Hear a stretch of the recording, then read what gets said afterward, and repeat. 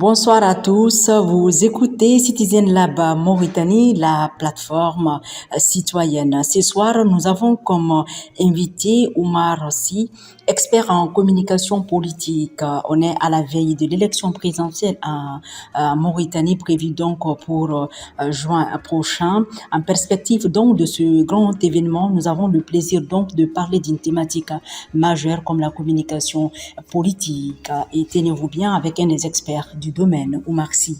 Bonsoir Oumar, expert en communication politique, comme je le disais. Bonsoir Awa, comment ça va?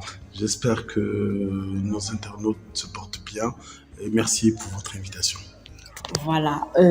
Avant de parler de la communication politique, de ces enjeux et de l'apport aussi de la communication digitale, Oumar, parlez-nous en termes simples. Qu'est-ce que c'est que la communication politique? La communication politique, c'est l'ensemble des stratégies et des différentes politiques de communication qui permettent de pouvoir toucher ou pouvoir propager un programme afin qu'il puisse toucher la population et qu'ils puissent défendre leurs intérêts. Nous sentons une certaine faveur des différents candidats au niveau de leur QG. Chacun à sa façon communique sur Facebook et dans la vie publique avec des sensibilisations et autres. Parlez-nous un peu des enjeux de la communication politique et pour les candidats et pour les citoyens. Bon, ce qu'il faut comprendre, c'est que aujourd'hui, cette stratégie qu'ils ont, elle est quasi invisible. Elle est totalement invisible.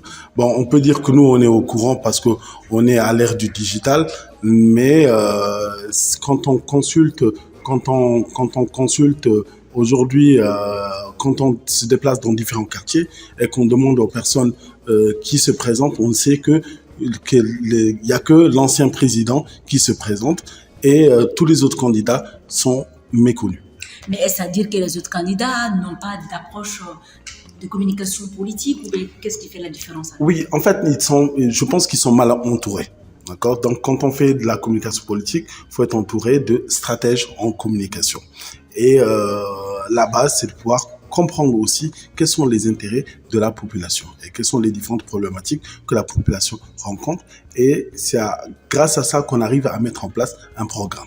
Quels sont les atouts, Oumar, de la communication politique? Qu'est-ce qu'il faut mettre en exergue en faisant de la communication politique? Quand on fait de la communication politique, ça permet de pouvoir créer le changement. D'accord? C'est de pouvoir éliminer les ondes d'incertitude, les enjeux de pouvoir, pousser la population à pouvoir faire leurs doléances, bien sûr, et pousser aussi la population à pouvoir voter au candidat qui va mieux défendre leurs intérêts. À faire la différence alors? À faire la différence, en effet, c'est bien ça. Il rentre en jeu aussi l'atout des messages et des menus des programmes. Bien sûr. Bon, en ce qui concerne les programmes, on n'a aucune idée des programmes, d'accord? Donc ça fait des années et des années qu'on suit nos hommes politiques. Bon, j'ai eu à faire d'autres campagnes politiques un peu partout en Afrique, mais tout est basé sur un programme et que même les personnes qui vont militer pour ce candidat sont au courant de ce programme. Mais ici, on retrouve des personnes qui vont militer, mais juste par appartenance. Mais rentre en jeu alors l'apport de la participation citoyenne. Est-ce que les citoyens aussi sont en attente de programmes majeurs, de visions majeures? Oui, les citoyens rencontrent plusieurs problématiques, mais ces problématiques ne sont pas prises en cause par le candidat. Donc, ce que les gens y font, la plupart des candidats, ils font du copier-coller. Ils vont copier le programme d'un autre candidat, soit à côté au Sénégal ou en Guinée ou un peu partout. Et ils vont vouloir le mettre en place, recopier ce programme et pouvoir le développer ici en Mauritanie. Alors qu'il n'est pas approprié à cette population. Mais la communication politique, c'est une vision, c'est un temps, c'est une stratégie et c'est du temps aussi qu'on doit mettre en œuvre pour le Oui, c'est une vision, une stratégie, mais d'abord, c'est une analyse de marché. C'est comme une étude de marketing et communication. C'est une analyse de marché et aussi, c'est une analyse des différentes difficultés que la population rencontre. D'accord? Et pour apporter des réponses. Pour apporter des réponses. Mais quand on regarde tous ces programmes, ils sont pas appropriés à notre population. C'est bien ça.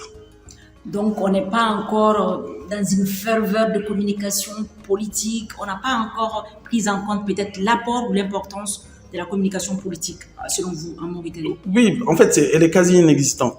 D'accord, c'est juste de la propagande. De façon classique, alors, les gens Oui, se font. c'est de la propagande, c'est de la propagande. Même au niveau des messages, c'est pas des messages qui cherchent à pouvoir toucher vraiment la population. Quand on remarque ces temps-ci, on retrouve plein de jeunes qui vont mettre leurs photos. Oui, moi je soutiens tel candidat, moi je soutiens tel candidat. Mais pourquoi?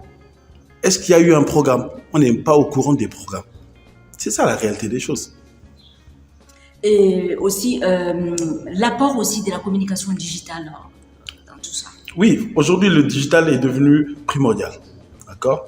Donc, quand on fait du digital, c'est de pouvoir aussi montrer à la population qu'on est là. Et c'est plus facile de pouvoir faire aujourd'hui, faire du digital et pouvoir créer, mettre en avant son programme.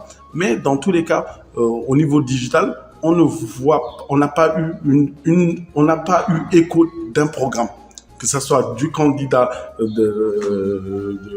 du président actuel, le président actuel, ou sinon des autres candidats. Et on est à un mois des élections. Ben, quand est-ce que la campagne commencera? On ne sait pas.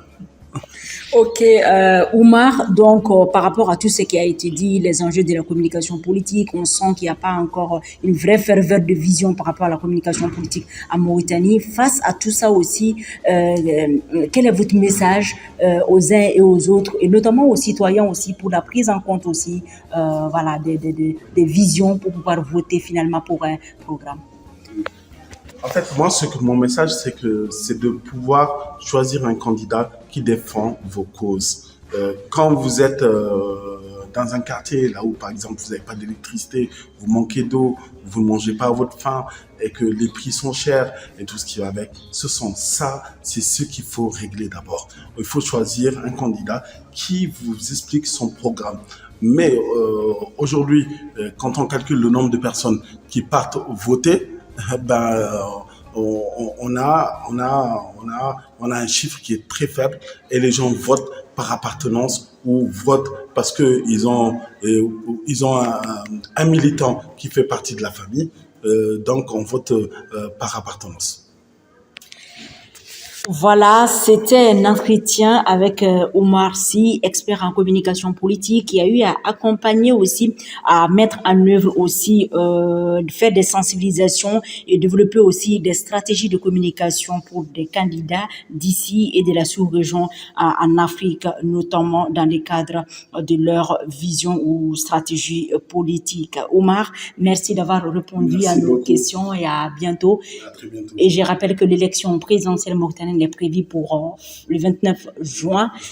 Et voilà, donc c'était Citizen Lab pour cet entretien avec Omar Sy, expert en